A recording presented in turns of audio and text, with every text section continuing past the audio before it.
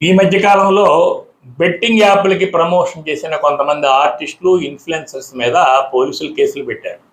అయితే 'ప్రకాష్ రాజ్' లాంటి పెద్ద నటుడు కూడా బెట్టింగ్ యాప్‌లను ప్రమోట్ చేశాడు. అయితే ఆయన ఏమంటున్నాడు, నాకు అవి అలాంటి తప్పు, అలాంటి ప్రమోట్ చేయకూడదని అవేర్‌నెస్ లేదు. కనుక నన్ను క్షమించండి అన్నాడు. అయితే 'రామ్ గోపాల్ వర్మ' దీని గురించి ఒక వ్యాఖ్యానం చేశాడు.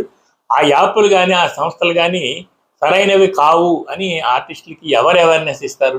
ఆర్టిస్టుల దగ్గరికి వాళ్ళు వచ్చినప్పుడు ఆ బిజినెస్‌ని వాళ్ళు ఎలా వదులుకోగలుగుతారు? దీని మీద అవేర్‌నెస్ అనేది అవసరమైందని చెప్పి ఆయన అన్నారు. ఖచ్చితంగా అలాంటి సందర్భం ఇప్పుడొచ్చింది. హీరో మహేష్ బాబుకి ఇప్పుడు ఈడీ నోటీసులు ఇచ్చింది.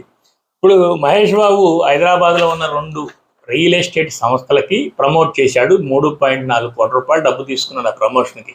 అంటే ఈ సంస్థలు మంచివి, ఇందులో పెట్టుబడులు పెట్టండి, ఇందులో మీకు మంచి స్థలాలు లభిస్తాయని ఈ రకంగా ప్రమోట్ చేసినట్టే అవుతుంది.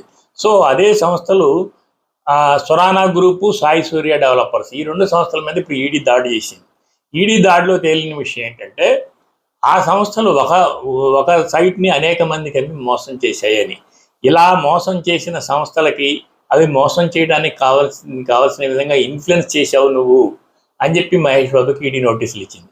అయితే తాను అడ్వర్టైజ్ చేసిన, తాను ప్రమోట్ చేసిన కంపెనీలు మంచివా కాదా, లేదా ఫ్యూచర్లో అవి దుర్మార్గంగా ప్రవర్తిస్తాయా అనేది ఆ ప్రమోటర్కి, ఆ యొక్క అడ్వర్టైజ్మెంట్లో పాల్గొనే ఆర్టిస్ట్కి ఎలా తెలుస్తుంది? దీని మీద ఆ ఆర్టిస్టులకి ఒక అవేర్నెస్ ఇవ్వడం అనేది చాలా అవసరం అని చెప్పి ఇప్పుడు 'రామ్ గోపాల్ వర్మ' చెప్పిన పాయింట్ ముందుకు వచ్చింది.